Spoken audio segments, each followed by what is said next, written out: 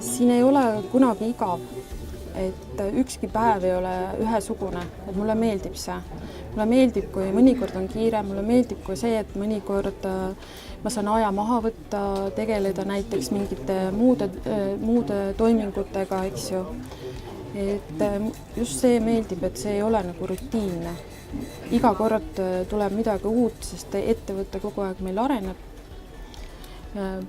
Mulle meeldib, et meil on e-teenindus, et see on hästi palju positiivset tagasisidet toonud. Meil on kaasaegsed tööruumid ja töövahendid, mis lihtsustab meie tööd ja see läheb nagu kogu aeg paremaks, eks ju, et me läheme selle kõige uuega kaasa.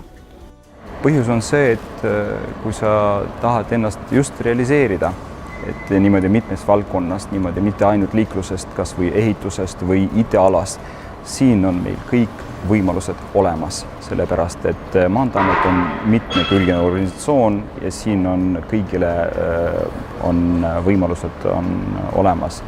Ja kui on soov õppida midagi juurde, siis Maanteeamet toetab seda õppimist.